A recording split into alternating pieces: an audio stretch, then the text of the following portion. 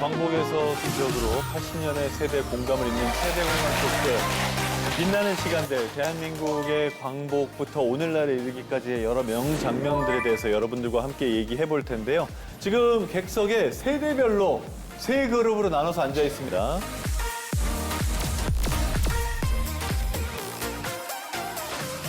먼저 우리의 미래죠. 2030 세대, 안녕하세요.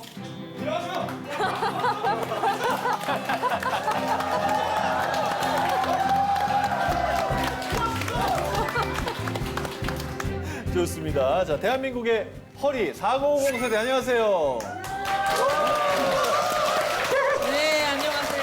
아우, 제가 일어나지 않으려고 그랬는데 김기화 씨 때문에 어쩔 수 없이 일어났습니다. 네, 4050 화이팅! 자, 그리고 우리나라 경제 발전의 진짜 역군들이죠. 6090 세대, 안녕하십니까?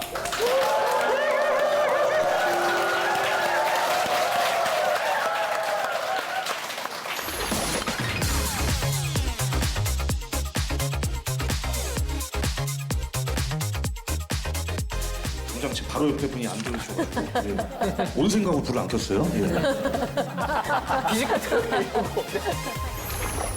세 분은 올해가 광복 80주년이라는 얘기를 듣고 어떤 생각이 떠오르시던가요? 사실 제가 봤을 때 벌써 80주년이 됐나? 이런 생각이 들 정도였는데 아마 80주년이 됐다는 거는 그동안 너무 많은 일이 있었기 때문이 아닌가라는 생각이 들고요. 더더군다나 여기 이제 나와신 분들은 이제 소스레부터 KTX까지 같이 경험한 세대이기도 예. 하잖아요. 그렇기 때문에 80년이나 됐나? 이런 생각을 자연스럽게 하는 것 같습니다. 말씀하신 것처럼 우리나라 같은 경우에는 지금 해방부터 인공지능까지 한 자리에 앉아 있잖아요. 전 세계 어떤 나라도 이 정도 경제 성과를 이루면서 과거와 현재와 미래가 공존하는 나라가 없습니다. 특히 경제 이야기하다 보면 이게 실화인가 싶은 단기 도약의 성장 신화들이 있거든요. 오늘 그 얘기 잠깐 나누게 될 텐데 앞으로도 재미있게 같이 얘기해봤으면 좋겠습니다. 자, 그럼 이제 대한민국을 빛나게 만든 영광의 순간들을 찾아서 80년의 시간 여행을 떠나보겠습니다.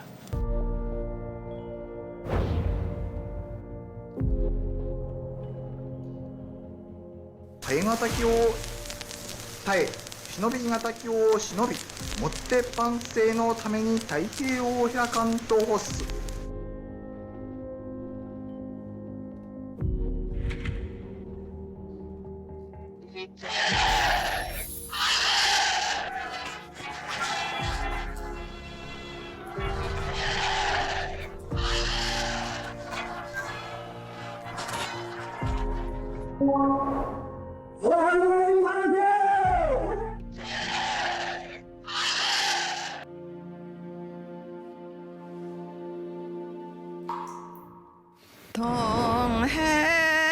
동해물과 백두산이 마르고 닳도록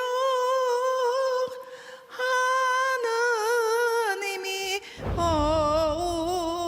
보호하사 우리나라 만세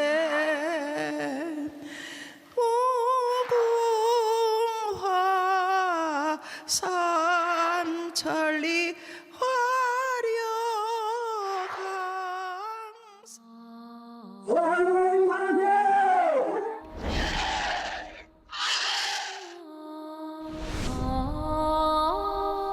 자, 이 장면이 감동적이라고 생각하신다면 공간불을 켜주세요.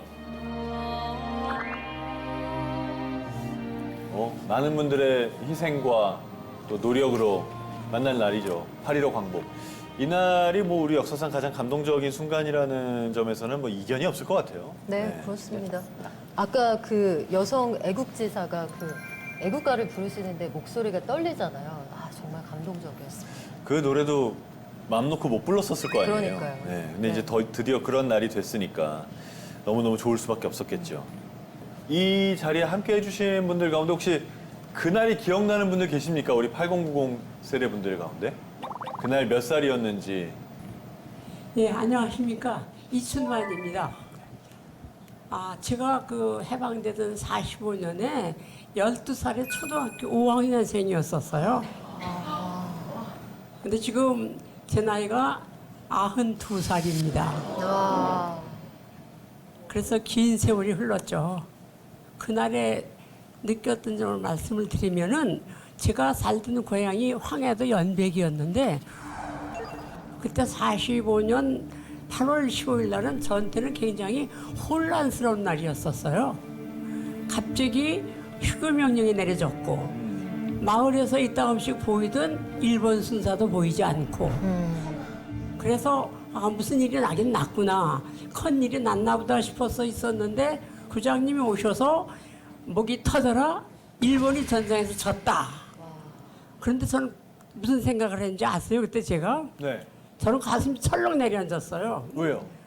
왜냐하면 일본이 우리나라와 똑같은 문명체인 줄 알았던 거예요. 그러니까 일본이 전쟁에 졌다니까 결국은 우리나라가 진 거구나.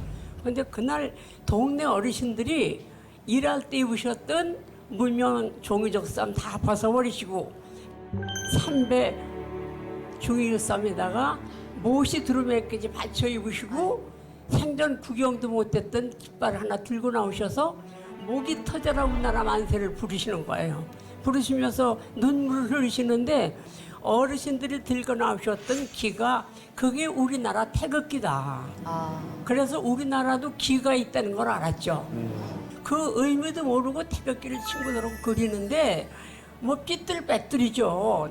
삐뚤빼뚤 그려도 혼나는 선생님도 없고 그래서 어린 마음에도 이게 해방인가 보구나. 응? 그래서 굉장히 좋게 생각을 했었습니다. 근데 이렇게 여러 군데서 이런 얘기를 듣는데 진짜로 8월 15일 당일은 이게 뭐 해방인지 광복인지 뭔지 몰랐다는 얘기들을 많이 하더라고요. 네, 맞습니다. 사실 이유는 간단합니다. 오늘날에는 SNS가 있으니까 어떤 사건이나 이런 거를 실시간으로 우리가 접할 수가 있잖아요. 근데 당시에는 그런 게 없지 않습니까? 그리고 낮 12시에 일본의 항복 방송이 라디오를 탔지만 그걸 들은 사람은 극히 일부분이었고요. 실제로 들은 사람들도 네. 일본이 왜 항복을 해? 그럴 리가 없지. 긴가민가 했던 거예요.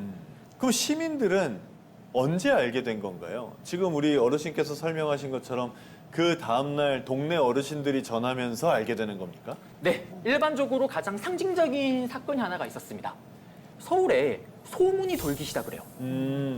우리 독립운동가들에게 엄청난 고통을 안겨주었던 서대문 형무소의 문이 열린다라는 소문이 돕니다.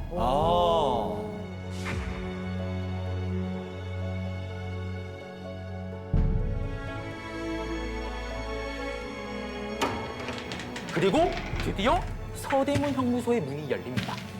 그러면서 억울하게 감옥살이를 했던 조선인들이 석방을 하고요. 그리고 많은 독립운동가들도 가족의 품으로 돌아가게 되죠. 그리고 그 순간을 당시 소령 영사의 부인이 다음과 같은 기록을 남깁니다. 부축을 받고 나오는 등이 굽은 사람에게 여인과 3명의 아이들이 기쁨의 함성을 지르며 달려갔다. 바로 옆에서는 불구가 된 노인에게서 아들의 젊을 때 모습을 알아본 어머니가 울다 웃다 하였다. 이렇게 가족을 되찾은 사람들은 거리로 뛰쳐나가 대한독립 만세를 외칩니다. 그게 광복 이후에 우리의 첫 환호입니다. 서대문 형무소가 열리면서 이제 시민들이 피부로 이게 와닿았던 맞습니다. 거군요. 네. 그때 뭐 태극기도 아까 말씀을 하셨잖아요. 태극기를 준비할 여력이 없었어요. 그래서 갑작스럽게 알게 되니까 어떻게 했냐면 일장기에다가 파란색, 빨간색 이렇게 칠할 수 있으니까 페인트가 동나는 그런 사태까지 벌어졌다고 해요. 그러니까 중요한 거는 계속 끊임없이 독립의 염원이 있었기 때문에 저는 이 해방이 되지 않았나 이렇게 생각할 수도 있는 거죠. 일장기에다가 태극기를 그렸으면 파란색 페인트만 동났겠네요. 참 상상이 잘 안 됩니다. 지금은 너무너무 우리가 이렇게 아무 말이나 할 수 있는 자유로운 나라에 살고 있다 보니까 태극기나 애국가를 마음대로 부를 수 없는 나라, 그런 나라에 산다는 게 어떤 기분이었는지 정말 짐작도 안 됩니다.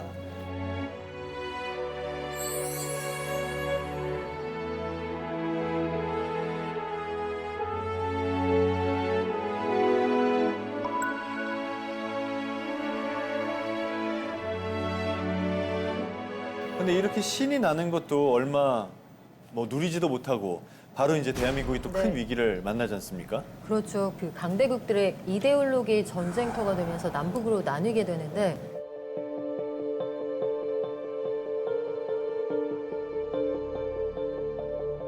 우리 해방된 지 얼마 안 됐잖아요. 그러면 우리끼리 산업을 좀 채비할 그런 시간이 없던 차에 남북으로 갈린다. 그나마 가지고 있었던 이 사회적으로 가지고 있는 자본이 남북으로 갈린다 이런 얘기죠.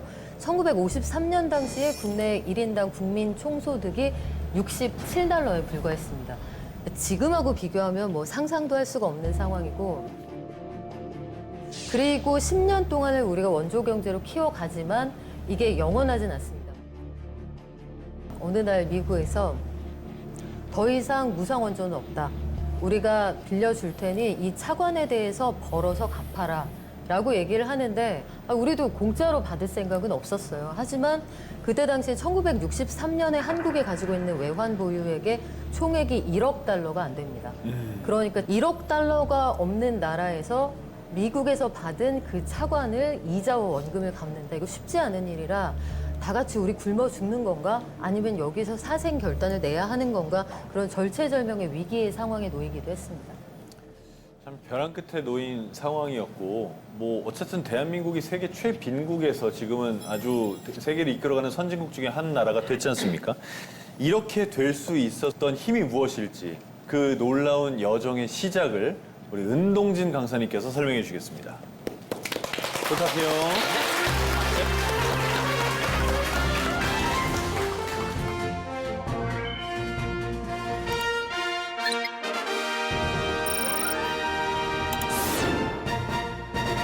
네, 저의 시간이 왔습니다, 여러분들.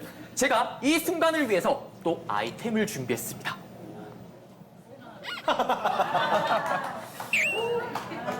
잘 살아보세, 잘 살아보세, 우리도 한번 잘 살아보세. 네, 대한민국이 이 노래를 부를 때는 정말 절박한 상황이었습니다. 가난을 벗어나고자 하는 열망, 그 열망이 전국을 울렸죠. 그런데 안타깝게도 우리나라는 자본도 없고 자원도 없고 심지어 기술도 없었습니다. 그렇지만 우리는 포기하지 않습니다. 우리의 경제가 한 단계 더 도약하기 위해서 필요한 것들이 몇 개가 있었는데요. 그 중에 하나가 고속도로입니다. 그래서 결심을 하죠. 서울과 부산을 잇는 경북 고속도로를 건설하자. 더 빠르게, 더 값싸게, 더 튼튼하게. 이 슬로건에 맞춰서 경북 고속도로 공사가 시작이 됩니다.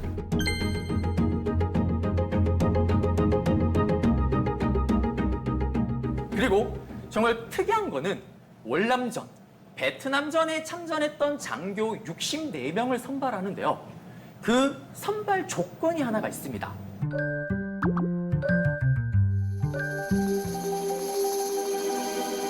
바로 미혼이어야 된다라는 거죠. 그 이유가 궁금하지 않습니까? 미혼? 네. 그게 무슨 상관이죠? 이걸 왜 이런 걸로 차별하죠? 왜요? 네. 미혼인 장교를 뽑았던 이유는 간단합니다. 바로 퇴근 없는 직장 문화를 확립하기 위해서죠. 네. 오늘날 같으면 절대 용납이 될 수 없는 일이죠. 어쨌든 24시간 밤낮을 가리지 않고 공사가 이루어지죠. 그리고 1970년 7월 7일 드디어 경부 고속도로는 완공이 됩니다. 와. 총 길이 428km, 제작 기간은 2년 5개월. 와. 정말 놀라운 사실은요. 428km를 2년 5개월 만에 공사한 사례는 전 세계에 없습니다. 와. 우리가 가지고 있는 신기록이에요. 야. 그런데 우리가 한 단계 더 도약을 하기 위해서 꼭 필요한 게 있었는데요. 바로 제철소입니다. 그런데 정말 치명적인 문제가 하나 더 있었어요. 당시에 사장부터 영족국, 기술자, 살면서 제철소를 본 적이 한 번도 없었던 거예요. 아. 그렇지만 또 우리가 어떤 민족입니까? 포기를 모릅니다. 연구자들이요, 전 세계를 돌아다녀요. 그리고 영일만 앞바다에서 모래밥을 씹어 먹으며 연구에 연구를 거듭하죠. 이러한 정신을 바탕으로 포항 제철소에 건물이 하나 둘씩 세워지기 시작합니다. 그런데 너무 바쁜 거예요.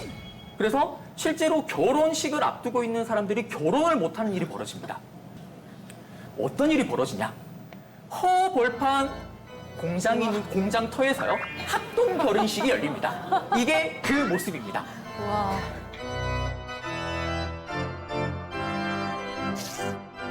이렇게 많은 사람들의 피땀 눈물이 모여 1973년 6월 9일 포항 제철소는 완공이 됩니다.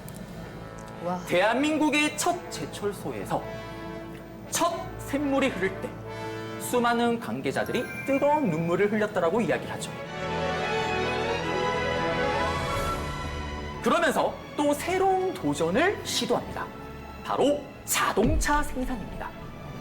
1년 반 만에 대한민국의 국민 첫 차라고 불리는 포니를 생산하죠. 그리고 8.15 광복절을 맞이해서 지하철 1호선이 개통이 된 거죠. 그러면서 정말 꿈에 그리던 큰 기쁨을 맞이합니다. 1977년 12월 22일 드디어 수출 100억 불을 달성하게 되죠. 야.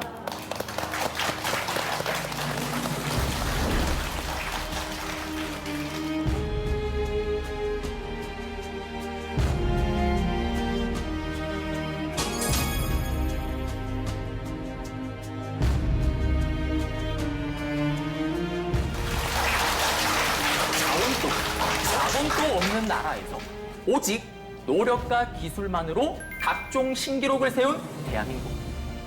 이것이 대한민국을 빛내는 명장면이라고 생각하시는 분들은 공감부를 꾹 눌러주시면 되겠습니다. 꾹꾹꾹 눌러주시면 됩니다.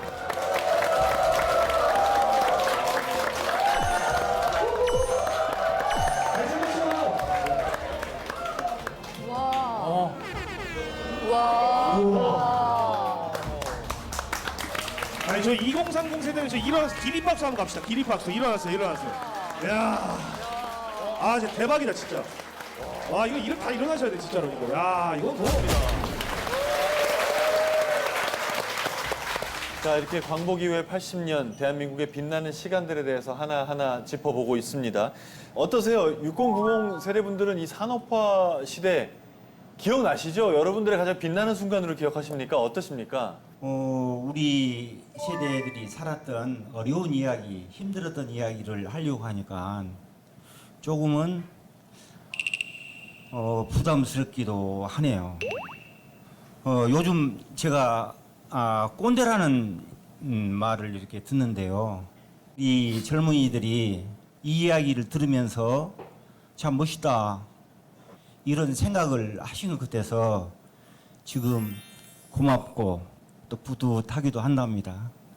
그 꼰대라는 말 너무 많이 신경 쓰지 마세요. 이제 그렇게 얘기하는 사람들도 네. 꼰대라고 말하고 있는 사람들도 한 20년 있으면 다 꼰대 돼요. 예. 곧 꼰대 되겠죠? 곧 꼰대 됩니다. 그래요? 예.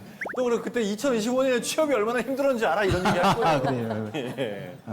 혹시 어르신께서 보시기에 이 장면은 진짜 우리가 꼭 다시 한번 생각해봐야 된다, 유심히 봐야 된다 이런 장면 있습니까? 제가 이것은 말로는 표현은 못하고 제가 노래 한 소절로 표현해 보겠습니다. 네. 누가 이 사람을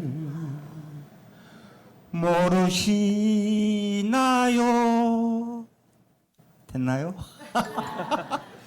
뭔지 기억이 나네요. 네. 참 정말 모두가 그걸 봤었던 시기가 있었죠. 그 이야기 노래를 이렇게 하니까 눈물이 또 살짝 이렇게 나네요. 예. 그러게요. 그 이산가족 프로그램이 네. 정말 어마어마했습니다. 그렇습니다. 저도 이제 그때 봤을 때 인상적인 장면이 뭐였냐면 이제 상봉하는 장면이 이제 방송하고 나서 바로 나오기 시작을 했잖아요. 근데 알고 봤더니 이제 위아래층에 살던 사람이라든지 바로 옆에 이제 살았는데 알고 봤더니 누나고 형이고 이래가지고 옆에 살고 있어도 몰랐던 그런 상황이어가지고 이거를 방송의 힘으로 연결을 해서 찾아줬던 그런 상황이죠.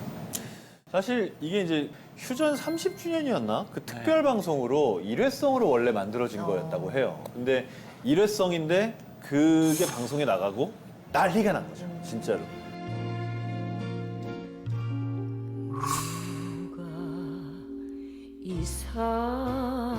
전국에서 사람들이 여의도로 몰려와서 KBS 앞에 와서 나도 찾아야 된다. 그러면서 뭐 업무가 마비가 됐답니다. 그러니까 아무도 건물에 들어갈 수가 없었대요. 다 문 앞에 다 진을 치고 있어서. 그래서 이제 그 당시에 결단을 내린 게 정규 방송 다 취소하자. 하루 종일 이산가족 찾자. 이렇게 결단을 내렸다고 하더라고요. 네, 맞습니다. 그래서 이 방송이 6월 30일에 시작을 해서 무려 138일 동안 지속이 되고 총 방송 시간으로 계산을 하게 되면 453시간 45분에 달합니다. 그리고 시청률은 78%를 기록합니다. 네, 손녀가 옆에서 할아버지 할아버지 울고 계세요. 어떤 사이신가요? 예, 제 막내 동생이에요. 네, 몇 년 만에? 한 30년 됐죠. 30년이요. 9살 때 잊어버렸기 때문에 이종 사촌이고 뭐 할머니고 아무것도 기억 못 하고요. 더러지 울 기억나고. 어버이를 잃고 어쩔 줄 모르며 주위와 굶주림에 내동댕이 처진 아들, 딸들. 어머니의 품을 그리며 애절한 기도를 드리고 있는 저 어린아이들의 소원이 바로 지금에야 이루어지고 있는 것입니다. 여기 흉터가 있어요, 여기. 맞아요. 옆에 흉터가 있고요. 맞아요. 무슨 흉터예요, 어머니? 여기가 네. 어려서 종기가 났어요. 맞아요. 어머님께서는 맞다고 하셨어요.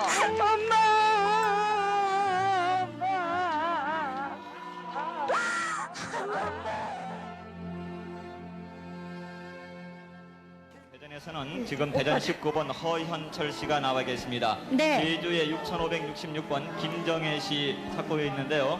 지금 이분 맞습니까? 네네. 지금 저 6566번 김정혜 씨가 나와 있는데요. 이 이름은 양녀로 들어간 후에 지은 이름이라고 그러네요. 두 분 확인하게 말이죠. 마이크 네. 좀 대주시죠. 저 어렸을 때 있잖아, 이발소집에 맡겨놓고 갔었어요. 예, 맞아요. 날씨가 흐리고요. 예, 맞아요. 오빠! 오빠! 오빠!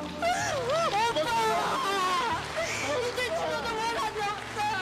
오빠! 헤어지시죠. 네 동생 이름이 현옥이야, 현옥이. 네, 감사합니다. 네 이름이 현옥이라고.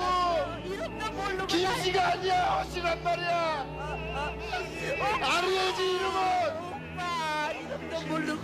걔도 이름이 있는데 이름이 좀. 따라 헤어지게 만들었어, 왜? 세상에.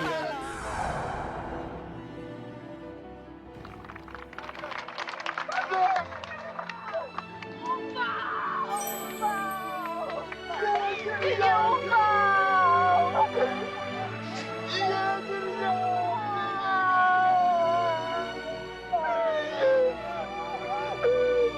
이 기쁜 소식을 누구한테 전해주자. 부모가 있어야 전하지. 요즘은 사실 이산가족으로 산다는 게 잘 안 와닿는 시대이긴 한데 지금 영상 보신 것처럼 뭐 어디에 흉터가 있다는 둥, 그날 날씨가 흐렸다는 둥 그런 게 사실 기억이나 나냐고요. 그런데 그런 사소한 단서들로 가족을 찾아가는 그런 장면들이 너무나 우리를 울지 않을 수 없게 합니다. 특히 마지막 장면은 네 이름은 현옥이야, 너는 김씨가 아니고 허씨야 라고 하셨던 분이죠. 허현철 어르신께서 이 자리에 나와 계십니다. 와. 네. 안녕하세요. 안녕하세요. 허현철입니다. 네.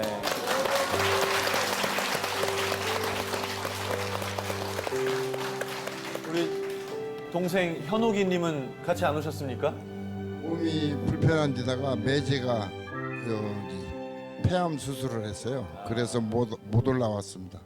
동생 현옥이님은 자주 만나십니까? 그러면요.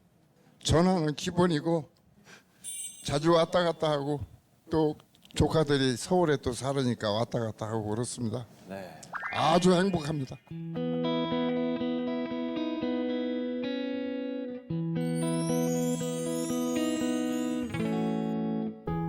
제가 11살 때까지는 엄마 얼굴을 눈을 감으면 보였어요. 그래서 울고. 근데 11살이 넘으니까 안 보이더라고요. 네. 근데 내 동생을 보는 순간 엄마 얼굴이 탁 떠오르더라고요. 어쩌면 그렇게 빼다 박았는지 똑같이 생겼어요. 근데 동생이 딱 나오는데 엄마 아버지 부모 이름 모름. 어느 비 오는 날 헤어졌음 이렇게 들고 나왔어요. 그러니 그냥 상상이 되잖아요. 그 앞에 이발소가 있는데 그게 양녀로 들어가고 나는 이쪽 보육원으로 들어왔는데 초등학교 다니면서 동생 찾아야 되잖아요. 그러니까 이름이 없어요. 이발소에서 하도 애가 아프니까 앞에 딴 보육원으로 보낸 거예요. 이름이 바뀌었으니 이름이 있냐고요. 허현옥인데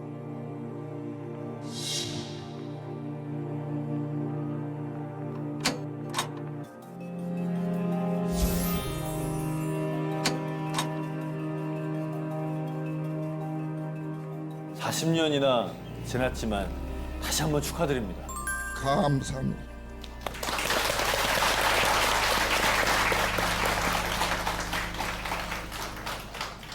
자, 이렇게 이산가족 찾기가 지금 말씀하신 대로 진짜 어마어마한 숫자의 헤어진 가족을 찾았지 않습니까? 이걸로 세계 기록유산에 등재가 됐죠? 아, 네, 맞습니다. 이 방송가 각종 기록물들은 전쟁의 참상을 고발하고 인권과 보편적 인류애를 고지시킨다는 걸 인정받아서 유네스코 세계 기록유산으로 등재되기도 합니다. 이렇게 유네스코의 세계 기록유산으로 등재도 되고 이러면서 이때부터는 우리나라가 참 많이 달라지기 시작합니다. 여러분들 기억나실 거예요. 80년대 우리나라가요. 네, 이제는 더 이상 원조 받는 나라가 아니라 원조 줄 수 있는 나라의 반열에 오르기도 합니다. 근데 그 사이에 있었던 일을 쭉 생각을 해보면 1996년에 우리가 선진국 클럽이라고 하는 OECD, 경제협력개발기구 회원국이 되는데 OECD에서 인바이트의 형식으로 너희들은 자격 되니까 들어와라 해서 손잡고 들어갈 수 있거든요. 국제사회에서 한국이 그만큼 성장했다는 걸 인정을 받았다는 뜻이고 2010년에 G20 세계 정상회의가 한국에서 열립니다. 그때 다른 나라 기자들이 했던 너무나 많은 평가가 뭐냐면 한국에 대해서 잘 몰랐는데 이렇게까지 잘 사는 나라였는지 정말 몰랐다. 그리고 이어서 2021년에 UN CTAD, 그러니까 UN 무역개발회의에서 한국은 공식적인 선진국 이렇게 도장을 쾅 찍어주죠. 정말 대단한 일 해냈으니까 박수 한번 치고 갈까요? 네.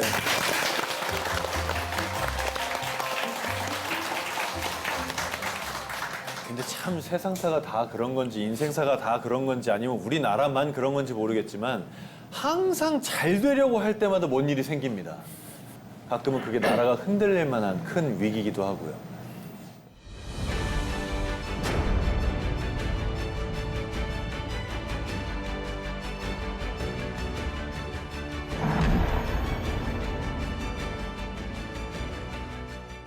정부가 결국 국제통화기금 IMF에 구제 금융을 신청하기로 했습니다.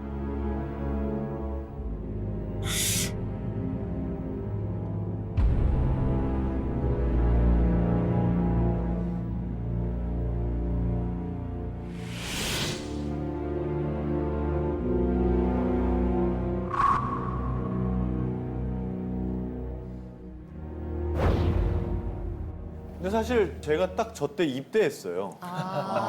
그래서 취업도 못하니까 다들 그냥 입대라도 하자 뭐 이런 마음들이었거든요. 저는 사실 제대를 했었던 타임.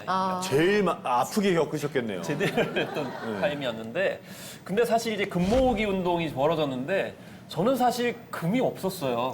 뭐 그 나이 때 없죠, 뭐. 하고 싶어도 할 수 없는 그런 상황이었거든요. 예. 그런데 와, 첫날 하루 만에 무려 3톤이라고 하는 어마어마한 그런 금이 모여지니까 저희 아들한테 저희 집 가보로 물려주려고 이렇게 기 보관하고 있었거든요. 한 살 때 받은 돌반지 가지러 왔어요.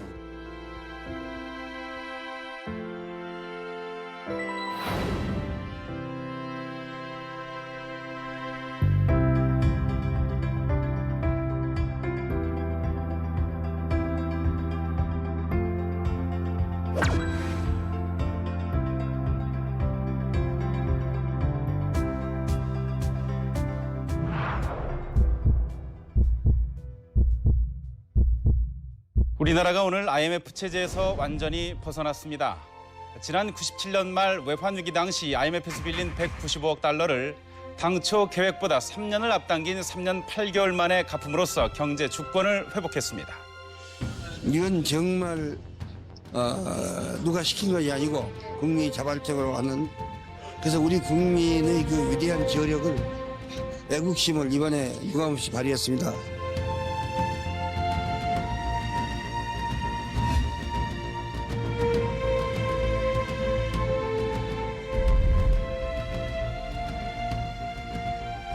참 그때 아마 내기 싫었는데 분위기에 휩쓸려서 낸 분들도 있었을 거예요. 그렇지 않나요? 글쎄요, 뭐 예. 다들 그 사랑하는 마음으로 내셨겠죠. 그때 그 구호가 하나 생각이 나는데, 나의 금, 나의 자존심, 나의 대한민국. 그러니까 그때 당시에는 그런 구호가 있었나요? 그렇죠. 그때 군대에 계셔서 아마 저는 판문점을 지키고 있었습니다. 나라를 지키느라고 아마. 근데 그때 그래서 금부치 장신구를 하고 돌아다니면 약간 눈치가 보이셨다고 해요. 그랬겠다. 왜냐하면 달러하고 금은 국제사회에서 똑같이 화폐로 통용이 됩니다. 그러니까 그때 내놨던 그 금은 무조건 천정부지로 올라가는 거예요. 환율이 2배씩, 3배씩 그렇게 뛸 때니까. 그러면 그때 사람들이 내놓은 건 사실 금이 아니라 마음인 거죠. 거의 독립운동하는 마음이었던 것 같아요. 네.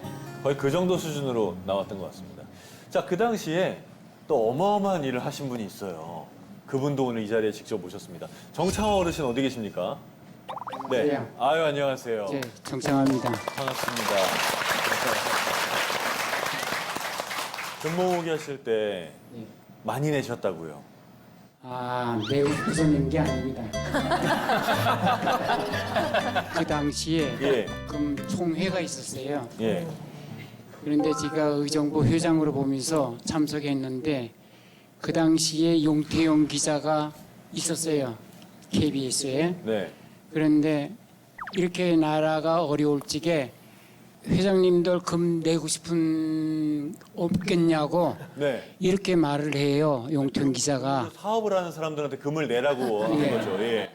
그런데 내가 내면은 여기 회장님들도 금을 낼 거다. 국가를 위해서. 근데 저도 부인한테 허락을 받아야 될 거 아니에요. 그러니까 용태인 기자가 그러면은 금을 내고 싶으면은 저한테 전화 좀 해주세요. 명함을 주더라고요. 예. 그래서 집사람한테 우리 금 다 내놓을까? 그러니까 우리 집사람이 이북에서 비란 나왔는데 무슨 까지 금이 낼 수 있으면 내자. 그래서 내기로 집사람하고 약속을 하고 용태인 기자한테 전화를 했어요. 많은 금이 모이는 데는 3대째 금은방을 해온 정창화 씨의 결단도 한몫을 했습니다. 정 씨는 오늘 진열장에 전시된 금부치를 한꺼번에 쓸어 담았습니다. 정확하게 그 당시에 제가 가지고 있는 금이 약 2,000돈이 됐었어요. 2,000돈.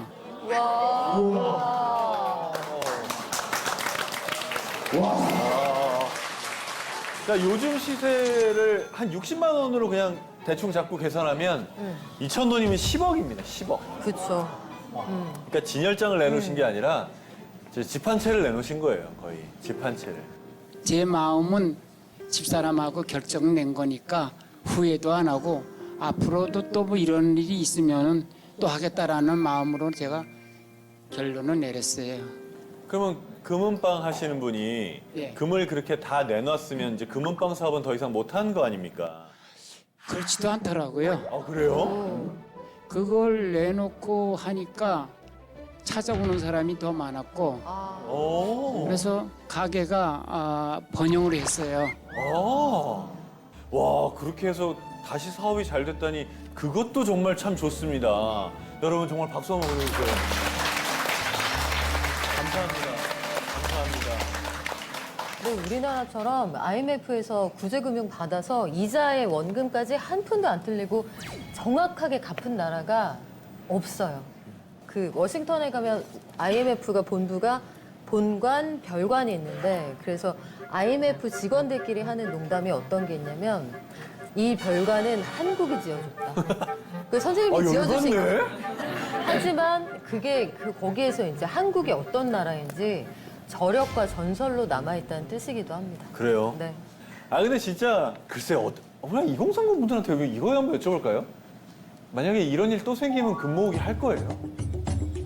자, 한다 안 한다 한번 공감불로 한번 들어볼까요?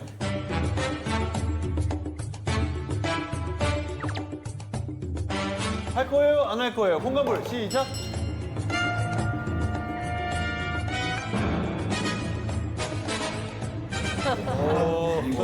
자, 불 안 킨 분들한테 좀 여쭤보면은 어떤 마음인지 좀 더 자세히 좀 여쭤볼까요?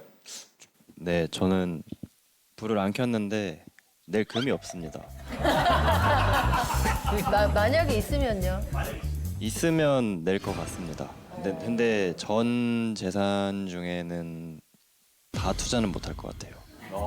근데 어느 정도는 남겨놓고 내겠다는 건 되게 많이 내겠다는 거예요. 그렇죠. 우리도 다 낸 거 아니잖아요. 아주 조그만 부분을 내는 거죠. 물론 저렇게 많이 내신 분도 있지만 대부분은 아주 조그만 부분을 내는 거라 지금 말씀하신 저 청년의 얘기는 굉장히 많이 낸다는 얘기예요. 기대할게요. 그때 이렇게 온 국민이 뜨거운 마음과 결단을 다 모아주셨기 때문에 우리 경제가 다시 이제 힘을 낼 수 있는 그런 아주 결정적인 계기가 됐습니다. 그래서 금모으기는 사실 우리 국민들이 위기에 얼마나 강한지 결집한지 이런 걸 보여줬는데요. 그때 당시에 또 우리 국민들을 결집시켰던 것이 지금도 그렇습니다만은 스포츠 선수들이었죠. 야. 갑자기 박찬호 선수가 LA 다저스에서 활동을 하는 걸 보고 LA 다저스를 응원하는 그런 상황이 됐거든요. 다 그랬죠. 그래서 박찬호 선수를 응원하면서 야, 저렇게 세계 무대에서 활약을 하는데 힘을 얻는 그런 것도 보여줬고 그다음에 저는 또 박세리 선수가 갑자기 양말을 벗더니 그 골프공 치기 위해서 들어가면서 쳤는데 그때 당시에는 그게 무슨 장면인지 잘 몰랐는데 그 장면 때문에 위기 상황 속에서 또 좌절하지 않고 자기의 기질을 발휘해서 결국에는 승리를 하잖아요. 그런 점들이 그때 당시에 금모기에 이어가지고 스포츠 선수들이 또 우리나라의 국민들의 어떤 의지 이런 것들을 또 만방에 보여주는 그런 역할을 하게 되면서 그 뒤에 스포츠 강국으로도 또 발돋움하게 됐죠.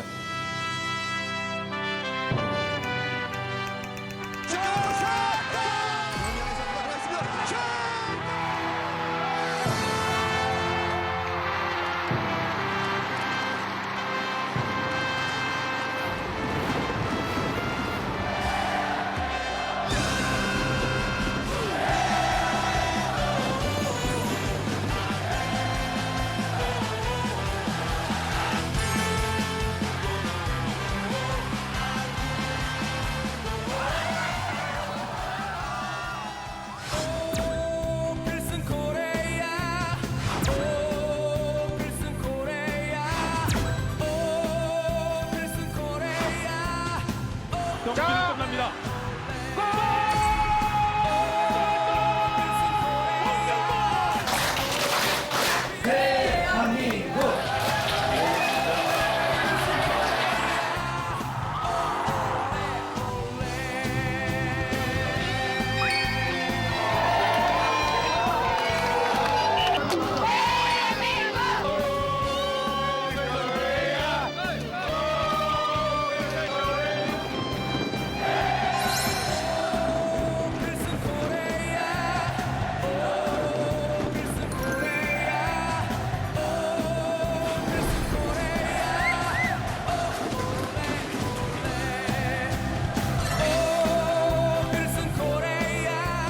2002년 기억나시는 공감을 한번 들어주세요.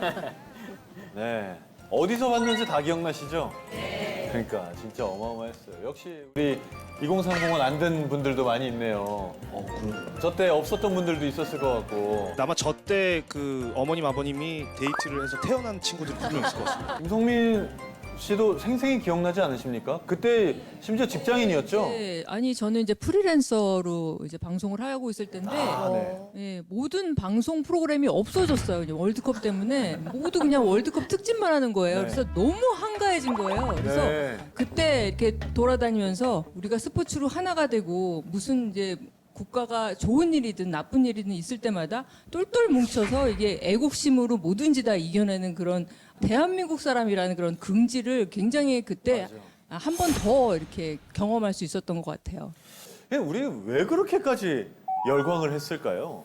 사실 이제 여러 가지 분석이 있었고 책도 굉장히 많이 나오고 연구 논문도 많이 나왔었거든요. 근데 우리가 이제 민주화 시기에 뭐 광장이라는 것이 이제 집회 문화의 어떤 상징이었는데 이제 민주화가 어느 정도 이루어지고 광장의 문화가 이제 같이 어울리는 소통하는 그런 연대의 광장으로 그때부터 본격적으로 바뀌기 시작을 하고 월드컵 세대, 광장 세대부터 이제 진화해 왔다 이렇게 보시면 될 수 있겠습니다.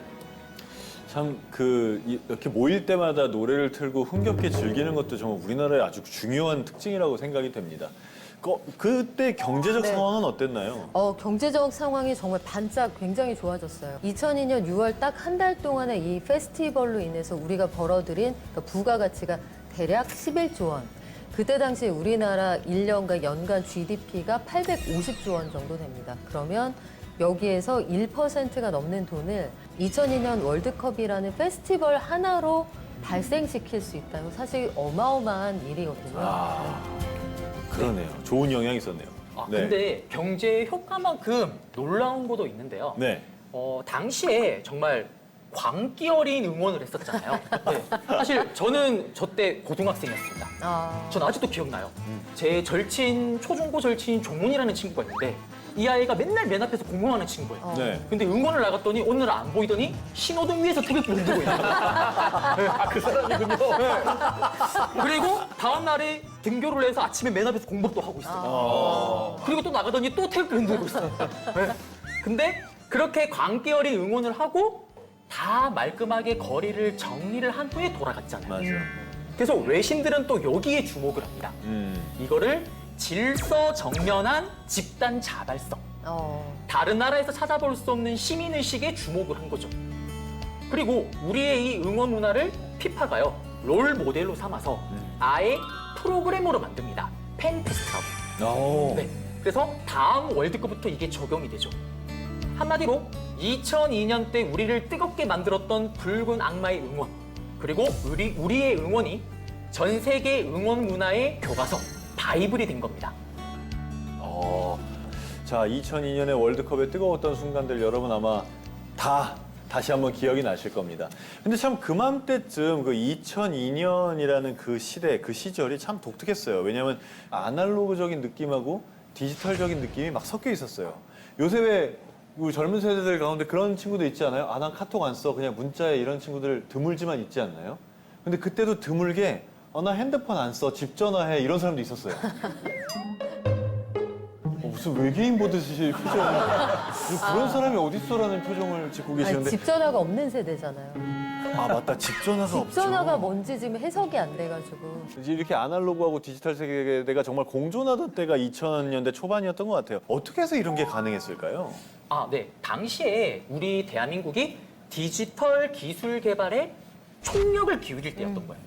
그래서 뭐 통신, 반도체, 인터넷 분야에 정말 많은 투자를 합니다. 특히 일본이나 미국이 해내지 못했던 CDMA 무선 통신 기술을 실생활에 적용을 시켜요.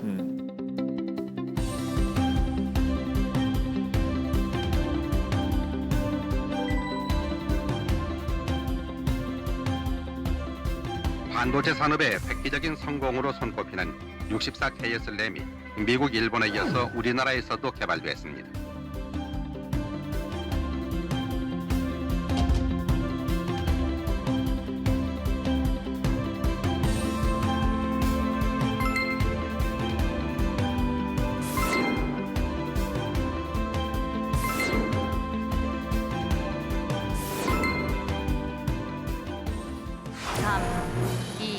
엔진 점화. 이번 누리호 발사 성공으로 우리나라는 자력으로 위성을 우주에 보낼 수 있는 세계 7번째 우주 강국이 됐습니다.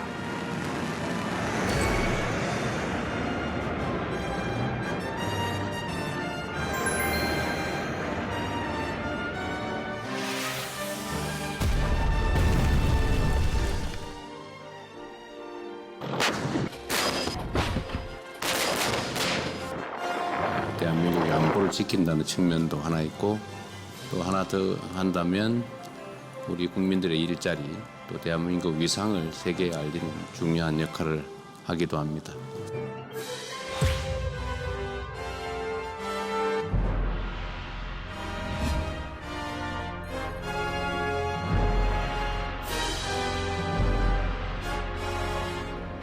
참 정말 어떻게 이렇게 됐지라는 생각이 나올 정도로 대단하고 자랑스럽고 뿌듯하고 그렇습니다. 언제는 우리가 뭐 하나 세계 1등 하면 와 1등 했어 우리 대한민국 1등 했어 라고 하던 시절이 있었는데 이제는 뭐 그런 거 다 말하는 게 너무 힘든 그런 시대가 돼버린 것 같아요. 너무 자랑스럽기도 하고 놀랍기도 하고 그렇습니다. 좀 더 거의 뭐 다 공감부를 들어주셨는데 세 분은 어떤 게 제일 인상적이셨어요? 아니, 저는 97년에 학교로 돌아왔는데 제대를 해가지고 네. 갑자기 친구가 벽돌 뭐 이렇게 전화기를 들고 다니는 거예요. 안테나 뽑고. 네. 그래서 그때 약간 양극화가 있었어요. 맞아요. 왜냐하면 삐삐를 가지고 있는 친구들은 공중전화에 쭉 줄을 줄 서 서 있었고 있고. 약간 좀 여유가 있는 친구는 이렇게 들고 이렇게 다니면서 이제 굉장히 부러움을 주었던 그런 상황이고 근데 그 친구가 나중에 그 벽돌 전화를 저한테 주더라고요. 넣었어. 그래서 역시 핸드폰을 가지고 있는 친구를 두길 잘했다라는 생각을 그때 부자 친구가 필요한 걸 처음으로 느꼈었습니다. 야, 진짜 그런 걸 생각하셨나 봐요, 그때. 우리 은 선생님은요? 아, 네. 저는 그 하두리 인기 끌었을 때 지금처럼 이제 셀카를 찍어서 올리는 거예요. 얼짱. 네, 그러면 네. 이제 주변 친구들이 이제 얼굴 평가를 하잖아요. 근데 저는 욕을 많이 먹었습니다. 네, 제가 지금 이 얼굴이 많이 좋아진 얼굴이에요. 흔히 친구들은 대기만성형 얼굴이라고 얘기를 합니다. 그래서 그때 제가 이제 깨달았죠. 아, 저는 얼굴로는 이게 승부를 볼 수가 없겠구나. 네, 그래서 지금처럼 이렇게 화술을 갈고 닦은 게 딱 그때 사진을 딱 보고 평가를 받고 그때 시작됐던 것 같습니다. 네. 그래서 화술도 좋아지고 얼굴도 좋아지고 좋네요. 네. 아니 그런 것도 있었잖아요. 제가 처음에 기자가 되고 얼마 안 됐을 때 싸이월드라는 그러니까 지금으로 치면 여러분들이 사용하시는 SNS의 원조 네. 거기서는 이제 충전할 수 있는 캐시가 도토리였잖아요. 네네네. 근데 실제로 그 서비스가 출시되고 얼마 안 돼서 강원도에 사는 한 어린아이가 도토리를 열심히 따서 정말로. 진짜로 그래서 새 가마니를 싸이월드 본사로 보낸 적이 있어요. 진짜요? 그래서 그 홍보팀이 너무너무 귀여우니까 이 소녀가 이거 숫자대로 충전해준 그런 적이 있었거든요. 그래서 이게 충전을 해주고 싸이월드 가지고 서로 소통하고 뭐 그런 것도 있었던 기억이 납니다.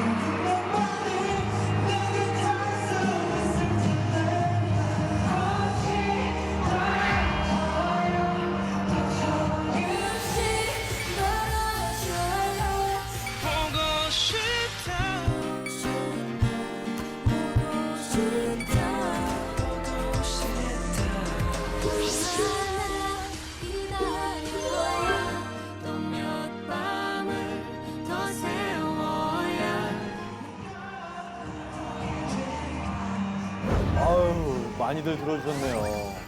네, 여기서 여기서 이렇게 보니까 진짜 응원불이 응원봉 같은, 공감불이 응원봉 같은 그런 생각이 듭니다.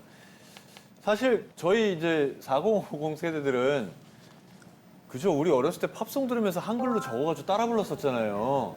뭔 말인지 Nothing's gonna change my love for you 이런 거 적었잖아요. Take me home, country road 이렇게 부르고 그랬었죠. 근데 이제 제가 미국 사람하고 결혼을 하다 보니까 이렇게 미국을 왔다 갔다 할 일이 가끔 있거든요. 근데 불과 몇 년 전까지만 해도 제가 한국 사람이라 그러면 한국에 어디 있냐부터 시작해서 남한이냐 북한이냐 뭐 물어보고 그랬는데 이제는 한국이라 그러면 굉장히 환영을 하고요. 그리고 또 한국어를 할 줄 아는 외국 사람도 너무너무 많아요. 많아졌어요. 그래서 정말 깜짝 놀라요. 그래서 이제 다른 나라 여행 가서 한국말로 욕 함부로 하면 안 됩니다. 아, 이 동네 들어 이런 말 함부로 하면 안 돼. 다 알아들어요, 이제. 네, 진짜. 맞아요. 아니 이춘반 어르신께서는 요새 이렇게 다른 나라에서 한국말로 한국어 노래 따라하는 거 너무 낯설지 않으세요?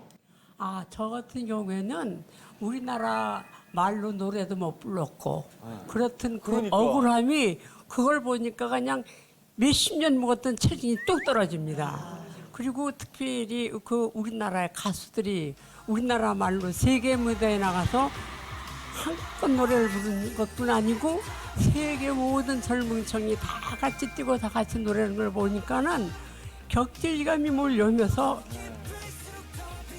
너무 고맙고 감사해서 눈물이 나요. 아유, 어르신들 덕분에 저희가 있는데요. 참 자랑스러워요. 너무너무 놀랍고. 네, 맞습니다. 사실 K-팝에서 시작된 이 한류는 K-푸드도 인기를 얻으면서 라면 같은 경우는 2023년 같은 경우는 매출액이 1조 원을 넘습니다. 그리고 김치 같은 경우도 1억 6천만 달러의 수출액을 기록하죠. 이것뿐만이 아니라 2020년부터 2023년까지는 OECD 국가들 사이에서 이민자 증가율이 전 세계 2위입니다. 야, 그렇구나. 그래서 과거에는 공장을 따라서 굴뚝을 따라서 사람들이 움직였더라면 지금은 오빠를 따라서 움직이는 시대가 완전 바뀌게 된 거죠.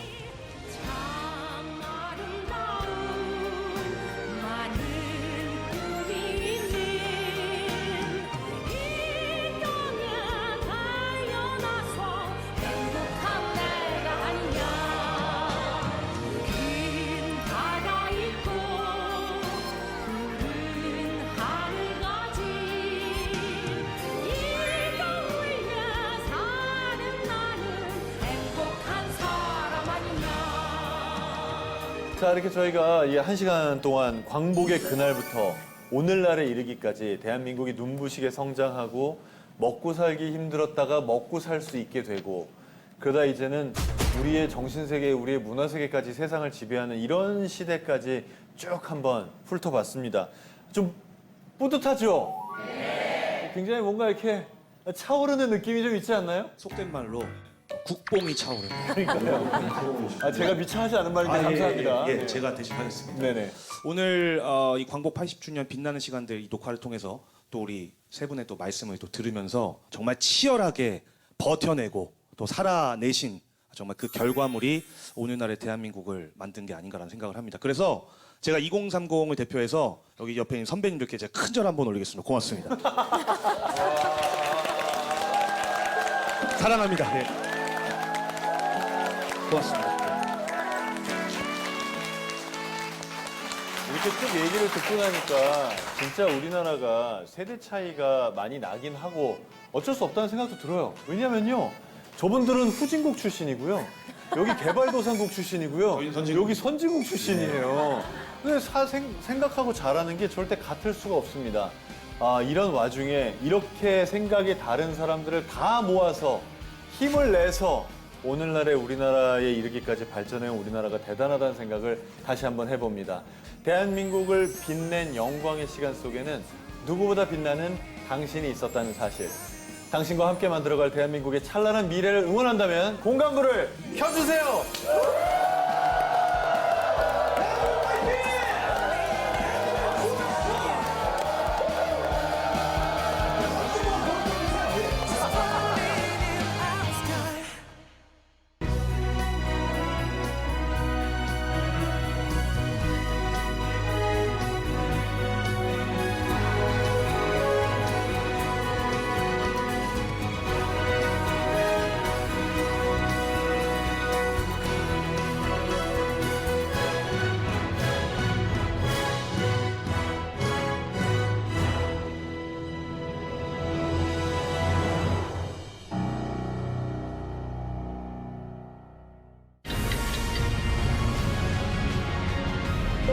네.